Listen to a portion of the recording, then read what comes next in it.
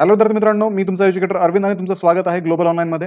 विद्यार्थी मित्रांनो, आजच्या व्हिडिओमध्ये आपण महाराष्ट्र लॉ सीईटी 3 इयरसाठी 80+ मार्क्स जर आपल्याला मिळवायचे असतील तर कुठली स्ट्रॅटेजी आपण फॉलो करायला पाहिजे आणि कुठल्या पद्धतीने आपण स्टडी करायला पाहिजे हे मी तुम्हाला आजच्या व्हिडिओमध्ये एक्सप्लेन करणार आहे. सोबतच पासिंग मार्क्स किती तुम्हाला मिळवावे लागतील आणि कट ऑफ जनरली किती असेल तेही तुम्हाला मी आजच्या या व्हिडिओमधून सांगणार आहे. तर विद्यार्थी मित्रांनो, महाराष्ट्र लॉ सीईटी 2025 साठीची लाईव्ह बॅच आहे ती ग्लोबल ऑनलाईनमध्ये सुरू करण्यात आलेली आहे.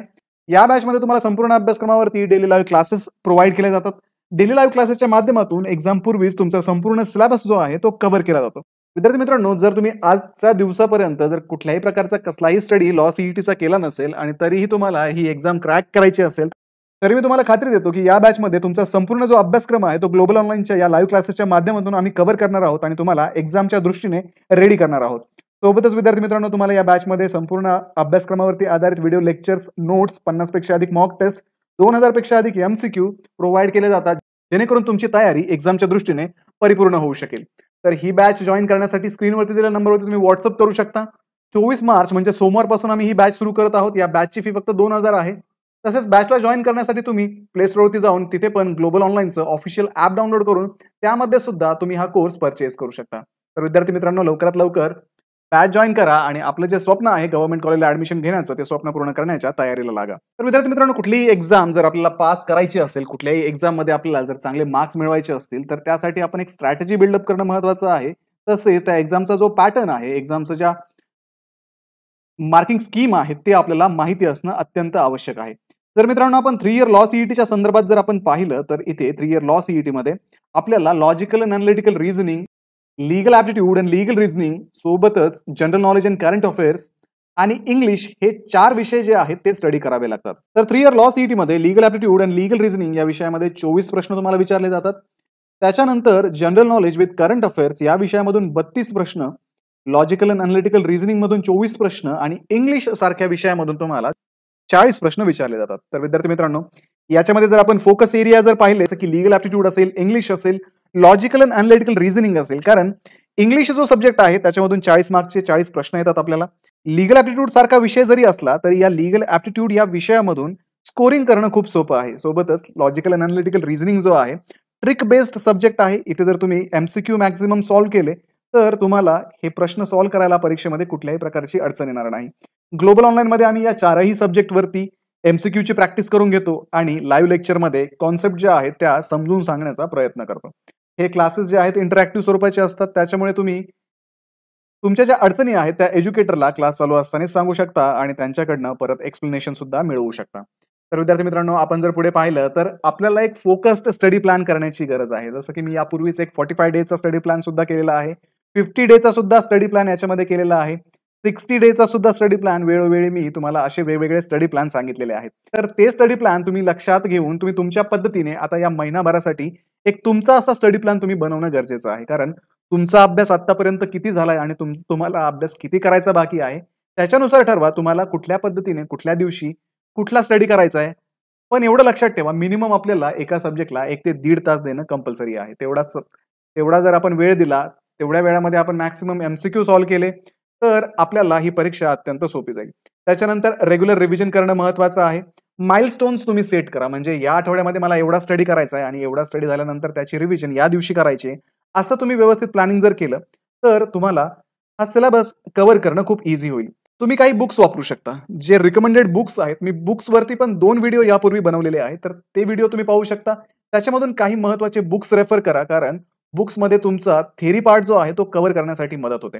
आणि एमसीक्यूची प्रॅक्टिस करणं इथे मस्ट आहे. एमसीक्यूची जर तुम्ही प्रॅक्टिस केली तर एक्झामच्या दिवशी तुम्हाला एमसीक्यू सॉल्व्ह करण्यामध्ये कुठलंही टेन्शन येणार नाही.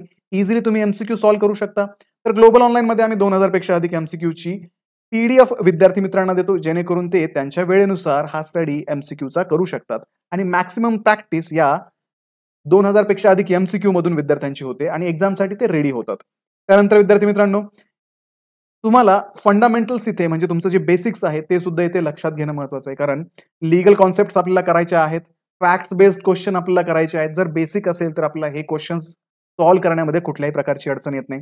त्याच्यानंतर इंग्लिश सारख्या विषयामधून ग्रामरची इम्प्रूव्हमेंट करा, वोकॅब्युलरी करा, कॉम्प्रिहेन्शन व्यवस्थित करा, जेणेकरून इंग्लिश या विषयामधून मॅक्सिमम स्कोरिंग तुम्हाला करता येईल आणि इझिली तुम्हाला तुमचं टार्गेट अचीव्ह करता येईल. त्याच्यानंतर करंट अफेअर्स जे आहेत ते रेग्युलर करंट अफेअर्स करा. तुम्ही आता सुरुवातीपासूनच करंट अफेअरला सुरुवात करा. मागच्या 6 महिन्यातले करंट अफेअर्स तुम्हाला परफेक्ट करणं महत्वाचं आहे. जर तुम्ही ते परफेक्ट केले तर तुम्हाला कुठल्याही प्रकारची अडचण करंट अफेअर्समध्ये येणार नाही. त्यानंतर विद्यार्थी मित्रांनो, टाइम मॅनेजमेंट प्रॅक्टिस करणं महत्वाचं आहे. तुम्ही जर व्यवस्थित टाइम मॅनेजमेंटची प्रॅक्टिस केली, 120 मिनिटांमध्ये आपल्याला 120 MCQ सॉल्व्ह करता येत आहेत का? जर ते तुमचे 120 MCQ 120 मिनिटांमध्ये सॉल्व्ह होत असतील तर समजून घ्या की तुम्ही राईट ट्रॅकवरती आहात. त्यासाठीच ग्लोबल ऑनलाईनमध्ये आम्ही फुल सिलेबस टेस्ट देतो, ज्या 120 मार्काच्या असतात. ही टेस्ट सिरीज जी विद्यार्थ्यांना दिली जाते, या टेस्ट सिरीजमध्ये विद्यार्थ्यांची जी टाइम मॅनेजमेंटचं स्किल आहे ते टेस्ट करण्यासाठी या टेस्ट सिरीज असतात. त्याच्यानंतर तुमचं नॉलेज टेस्ट करण्यासाठी सुद्धा या टेस्ट सिरीज उपयोगाच्या ठरतात. तर विद्यार्थी मित्रांनो, याच्यानंतर तुमचे जे स्लो सेक्शन आहेत, ज्या सेक्शन्समध्ये तुम्हाला थोडंसं वेळ लागतोय स्टडी करण्यासाठी, ते आयडेंटिफाय करा आणि त्यांच्याकडे पाहण्याचा तुमचा दृष्टिकोन जो आहे तो बदलून तुम्ही त्यांची प्रॅक्टिस व्यवस्थित करू शकता. कारण ऑब्व्हियसली ज्या याच्यामध्ये आपण कमी पडतोय तेच आपल्याला परफेक्ट इथं करणं गरजेचं आहे. त्यातूनच आपली प्रॅक्टिस व्यवस्थित होणार आहे. त्यानंतर रिव्हिजन ज्या आहेत त्या रेग्युलरली ठेवा आणि तुमच्या मिस्टेक्स ज्या होत असतील, जे एरर्स होत असतील ते तुम्ही रेग्युलरली पाहत जा, जेणेकरून तुम्हाला त्या मिस्टेक्स ज्या आहेत त्या रिपीट करता येणार नाही आणि एक्झाममध्ये त्या मिस्टेक्स तुमच्या होणार नाही. त्याच्यानंतर शॉर्ट नोट्स ह्या पहिल्यापासूनच बनवून ठेवा.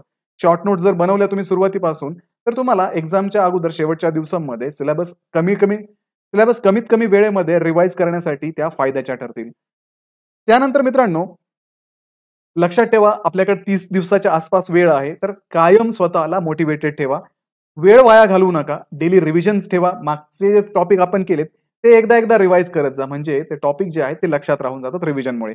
त्याच्यानंतर तुमचं जे रुटीन आहे ते बॅलन्स्ड मेंटेन करा. कारण एक दिवस तुम्ही 12 तास स्टडी करताय आणि दुसऱ्या दिवशी तुम्ही 1 तास स्टडी करताय, तर हे जे कमी जास्त वेळ तुम्ही स्टडीला देताय, हा जो फ्लक्च्युएशन तुमच्या स्टडीच्या टायमिंगमध्ये येतोय, तर त्याच्यामुळे तुम्ही ज्या दिवशी खूप जास्त स्टडी कराल दुसऱ्या दिवशी तुमचं मन पण होणार नाही तो स्टडी करण्याचं, कारण तुम्हाला बर्नआउट झाल्यासारखं फील होईल, थकल्यासारखं वाटेल.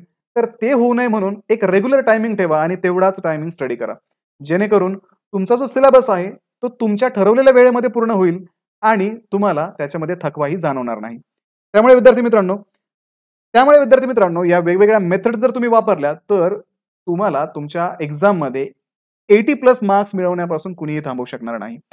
तर याच्यामध्ये मी काय स्टडी प्लॅन वगैरे तुम्हाला दिलेला नाहीये. स्टडी प्लॅन तुमचा तुम्ही करायचा आहे. तुम्हाला माहिती आहे तुमचा किती स्टडी झालाय, तुमचा कुठला स्टडी बाकी आहे, तुमचा कुठला सेक्शन वीक आहे, कुठला सेक्शन तुमचा स्ट्रॉंग आहे, हे तुम्ही ठरवणारे आहात. प्रत्येक वेळेस जर मी तुम्हाला स्टडी प्लॅन देत बसलो तर हा स्टडी प्लॅन कॉमन असेल, कारण एखाद्याचं मे बी एखादा सब्जेक्ट करून झालेला असेल आणि मी जर त्या स्टडी प्लॅनमध्ये तो सब्जेक्ट टाकला तर तो स्टडी प्लॅन त्या विद्यार्थ्यासाठी नसेल. त्याच्यामुळे तुम्ही तुमच्या पद्धतीने तुम्हाला सुटेबल असा स्टडी प्लॅन करा आणि त्याच्यानुसार तुम्ही तुमचा स्टडी करा. राहिला विषय मित्रांनो कट ऑफचा, तर विद्यार्थी मित्रांनो, तुम्हाला जर कॉलेजेसचे कट ऑफ पाहिजे असतील तर ग्लोबल ऑनलाईनचं जे ऑफिशियल ऍप आहे त्याच्यामध्ये हे कट ऑफ्स जे आहेत ते ऍडमिशन 2025 नावाच्या फोल्डरमध्ये मी ते कट ऑफ वगैरे तिथे स्टोअर केलेले आहेत. तिथे तुम्हाला एक्झाम विषयी कंप्लीट इन्फॉर्मेशन मिळेल.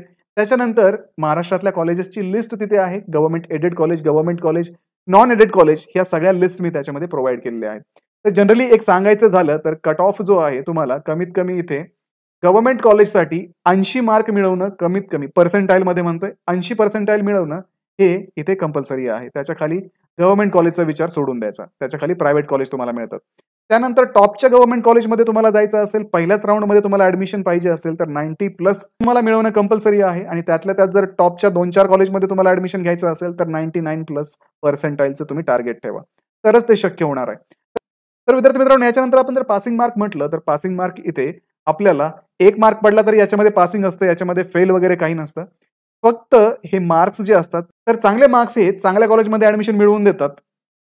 कमी मार्क्स मिळाले तर तुम्हाला चांगले कॉलेजेस भेटत नाही. त्याच्यामुळे लक्षात ठेवा, पासिंग हे टार्गेट नाही आपलं, गव्हर्नमेंट कॉलेज हे टार्गेट आहे. तर विद्यार्थी मित्रांनो, हे होतं स्टडी प्लॅन विषयी. तुम्ही अशा पद्धतीने करू शकता. त्याच्यानंतर आमची जी 3 इयर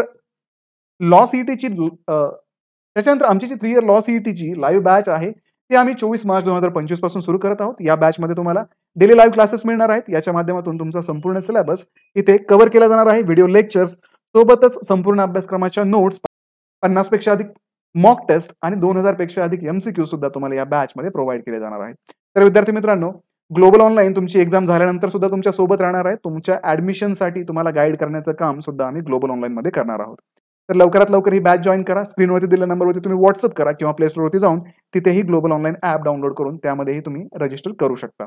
तर भेटूया पुढच्या व्हिडिओमध्ये. तोपर्यंत एक्झामचं प्रिपरेशन करत राहा. Thank you.